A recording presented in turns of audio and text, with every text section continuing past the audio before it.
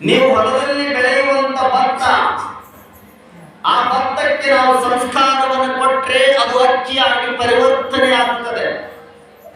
ಆ ಭತ್ತಕ್ಕೆ ನಾವು ಸಂಸ್ಕಾರ ಕೊಡಲಿಲ್ಲ ಅಂದ್ರೆ ಅಕ್ಕಿ ಉಣ್ಣಾಕ ನಮ್ಗೆ ಆಗೋದಿಲ್ಲ. ಹಾಗಾದ್ರೆ ಭತ್ತಕ್ಕೆ ಸಂಸ್ಕಾರವನ್ನು ಕೊಟ್ಟರೆ ಅಕ್ಕಿ ಆಗುತ್ತದೆ.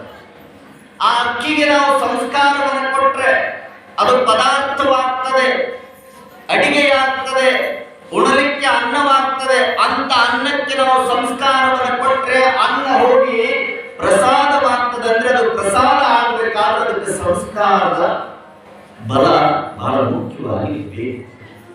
ಒಂದು ಕಲ್ಲಿಗೆ ಸಂಸ್ಕಾರ ಕೊಟ್ಟರೆ ಮೂರ್ತಿ ಆಗ್ತದ, ಭತ್ತಕ್ಕೆ ಸಂಸ್ಕಾರ ಕೊಟ್ರೆ ಅಕ್ಕಿ ಆಗ್ತದ, ಅಕ್ಕಿಗೆ ಸಂಸ್ಕಾರ ಕೊಟ್ರ ಅದು ಅನ್ನಕ್ಕದ, ಅನ್ನಕ್ಕೆ ಸಂಸ್ಕಾರ ಕೊಟ್ರ ಅದು ಪ್ರಸಾದಕ್ಕದ. ಹಾಗಾದ್ರೆ ಎಲ್ಲದಕ್ಕೂ ಸಂಸ್ಕಾರವನ್ನು ಕೊಟ್ಟು ಬಿಟ್ರೆ ಎಲ್ಲವೂ ಪರಿವರ್ತನೆ ಆಗ್ತದೆ. ಹಂಗ ಮಾನವನಿಗೆ ಸಂಸ್ಕಾರವನ್ನು ಕೊಟ್ರೆ ಮಾನವ ಮಹಾಂತರಾಗಬಲ್ಲ ಅನ್ನುವಂಥ ಮಾತುಗಳನ್ನು ಶರಣರು ಬರ್ಕೊಂಡು ಬರ್ತಾರೆ. ಮಹಾಂತರಾಗಬಲ್ಲ, ನರನು ಹರನಾಗಬಲ್ಲ, ನರ ಹರನಾಗಬಲ್ಲ, ಮಾನವ ಮಹಾದೇವನಾಗಬಲ್ಲ ಅನ್ನುವಂಥ ಮಾತುಗಳನ್ನು ನಾವು ಕೇಳ್ತೀವಿ. ಅಂದ್ರೆ ಗುರುವಿನ ಸಮೀಪ ನಾವು ಹೋಗ್ಬೇಕು.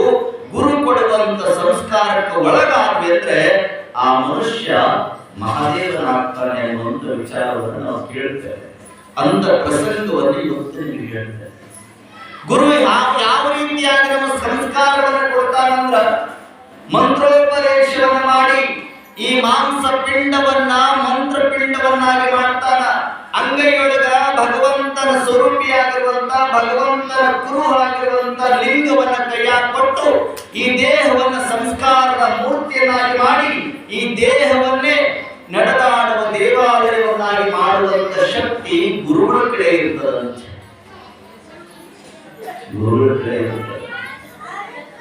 ಅದಕ್ಕೆ ಟಾಕಿಂಗ್ ಲಾರ್ಡ್, ವಾಕಿಂಗ್ ಟೆಂಪಲ್ ಅಂತ. Walking temple, talking lord. ನಡೆದಾಡುವ ದೇಹ, ನಡೆದಾಡುವ ದೇಹ, ಮಾತನಾಡುವ ದೇವರು ಅಂದ್ರೆ ಈ ದೇಹಕ್ಕೆ ಹೋಲಿಕೆ ಮಾಡ್ತಾರೆ ಬಸವಣ್ಣ. ಅಂತ ಬಸವಣ್ಣ ಹೇಳಿದ ಮಾತನ್ನು ನಾವೆಲ್ಲ ತಿಳ್ಕೊಂಡು ಒಳ್ಳೆಯ ಸಂಘವನ್ನು ಮಾಡಿ ಮಹಾತ್ಮರ ಸಂಘದೊಳಗೆ ನಮ್ಮ ಜೀವನವನ್ನು ಕಳ್ಕೊಂಡು ಬಿಟ್ರ ನಮ್ಮ ಬದುಕು ಪಾವನವಾಗಿ ಹೋಗ್ಬಿಡ್ತದೆ ಅನ್ನುವಂಥ ವಿಚಾರವನ್ನು ನಾವು ಕೇಳಿಕೊಂತ ಬರ್ತೀವಿ. ಅಂದ್ರೆ ನಾವೊಂದಿಷ್ಟು ಪರಿವರ್ತನೆ ಆಗ್ಬೇಕಲ್ಲ, ಬದಲಾಗಬೇಕಲ್ಲ. ಒಂದು ಕೀಟ ಒಂದು ಹುಳವನ್ನು ತಂದು, ಒಂದು ಕೀಡೆಯನ್ನು ತಂದು ಅದು ಪರಿವರ್ತನೆ ಮಾಡಿ ತನ್ನಂತೆ ರೂಪವನ್ನು ಕೊಡುವಂತ ಕೆಲಸವನ್ನು ಮಾಡ್ತದಂತೆ. ಒಂದು ಕೀಟ ಒಂದು ಈ ಕಡಲೆ ತಿಂತಿರಲಿಲ್ಲ, ಹಸಿಗಡಲೆ ಬೆಳಗ್ಗೆ ಹೋಗಿ ಕೀಳಾಕ್ತಿರ, ಆ ಕಡ್ಲೆ ಒಂದು ಹಿಂಗ ಅಡ್ಡಾಡ್ತಿರ್ತೀವಿ. ಕ್ಯೂಡಿ ಆ ಕ್ಯೂಡಿಯನ್ನ ನಿಮ್ಮ ಮನೆ ಹಳೆ ಮನೆಯೊಳಗ ಮಣ್ಣಿನ ಗೋಡೆಗಳನ್ನ, ಮಣ್ಣಿನ ಮನೆಯನ್ನ ನಿರ್ಮಾಣ ಮಾಡಿರ್ತಾವೆ ಭ್ರಮರ. ಮಣ್ಣಿನ ಮನೆಗಳನ್ನ ಕಟ್ಟಿರ್ತದೆ ಒಂದು ಭ್ರಮರ. ಆ ಭ್ರಮರ ಏನ್ ಮಾಡ್ತದೆ ಅಂದ್ರ ಹೊಲದಲ್ಲಿ ಅಡ್ಡಾಡ್ತಿರುವಂತ ಗಿಡದಲ್ಲಿರುವಂತ ಕೀಡೆಯನ್ನ ತನ್ನ 6 ಕಾಲುಗಳಿಂದ ತಗೊಂಡು ಬರುತ್ತದೆ. ತಗೊಂಡು ಬಂದು ಮನೆಯೊಳಗ ನಿರ್ಮಾಣ ಮಾಡಿರುವಂತ ಮಣ್ಣಿನ ಮನೆಯೊಳಗ ಆ ಕೀಡೆಯನ್ನು ಹಾಕಿ ಅದರ ಬಾಗಿಲ ಮುಚ್ಚುತ್ತಂತೆ. ಆ ಭ್ರಮರ ಬಾಗಿಲ ಮುಚ್ಚಿ ಏನು ಮಾಡ್ತದಂದ್ರೆ ಸುಮಾರು 42-43 ದಿನಗಳ ಪರ್ಯಂತ ಆ ಮಣ್ಣಿನ ಮನೆಯ ಸುತ್ತ, ಗೋಡೆಯ ಸುತ್ತ ಗುಯ್ ಗುಯ್ ಅಂತ ನಾದ ಮಾಡ್ತದಂತೆ. ಆ ಭ್ರಮರ ಯಾವಾಗ ನಾದವನ್ನು ಮಾಡ್ತೋ ಒಳಗಿರುವಂತ ಕಿವುಡಿ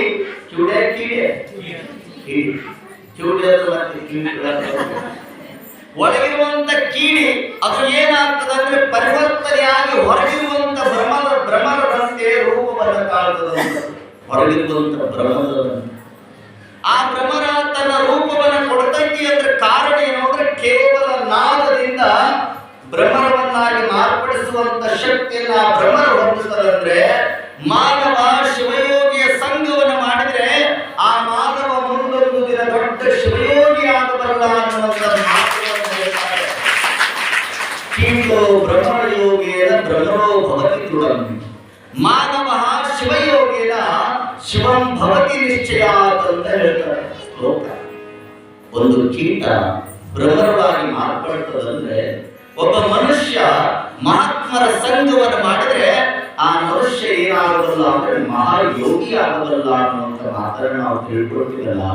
ಹಿಂದೆ ಕಂದಹಾರ ಅಂತ ಒಂದು ಜಿಲ್ಲಾ ಇರ್ತದೆ ಮಹಾರಾಷ್ಟ್ರದ ಕಡೆ, ಈ ಆಂಧ್ರ ಪ್ರದೇಶದ ಕಡೆ ಬರುತ್ತದೆ ಕಂದಹಾರ ಅಂತ.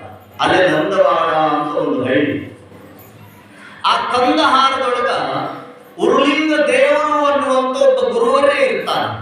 ಉರುಲಿಂಗ ದೇವರು ಎಷ್ಟು ಬಹಳ ಶಿವಧರ್ಮವನ್ನ ಬಹಳ ಭಕ್ತಿಯಿಂದ ಪ್ರೀತಿಯಿಂದ ಒಟ್ಕೊಂಡು ಶಿವಧರ್ಮದ ತತ್ವವನ್ನು ಸಮಾಜಕ್ಕೆ ಬಿತ್ತರಿಸುತ್ತಾ ಎಲ್ಲ ಜನಗಳಿಗೆ ಲಿಂಗ ದೀಕ್ಷೆಯನ್ನು ಕೊಟ್ಟು ಶಿವನ ಸತ್ಯದ ನಿಲುವನ್ನು ಅರಿಯುವಂತ ಕೆಲಸವನ್ನು ಯಾರು ಮಾಡ್ತಿರ್ತಾರೆ ಅಂದ್ರೆ ಉರುಲಿಂಗ ದೇವರು ಮಾಡ್ತಿರ್ತಾರೆ. ಉರುಲಿಂಗ ದೇವರು ಕಂದಹಾರ ಲಾತೂರು ಜಿಲ್ಲೆಯಲ್ಲಿ ಬರುತ್ತದೆ. ಈಗಿನ ಲಾತೂರು ಜಿಲ್ಲೆ ಅಂತ ಹೇಳ್ತಾರೆ. ಅಂತ ಕಂದಹಾರದೊಳಗ ಉರುಲಿಂಗ ದೇವರು ಅನ್ನುವಂಥವ್ರು ಏನಿದ್ರೆ ಸದಾ ಕಾಲ ಭಕ್ತರಿಗೆ ಧರ್ಮದ ತಿರುಳನ್ನ ತಿಳಿಸ್ತಿರ್ತಾರೆ. ಭಕ್ತರಿಗೆ ಧರ್ಮದ ತಿರುಳನ್ನು ತಿಳಿಸುವ ನಮ್ಮ ಧರ್ಮದ ಮರ್ಮ ನಮಗ ತಿಳಿದಿಲ್ಲ.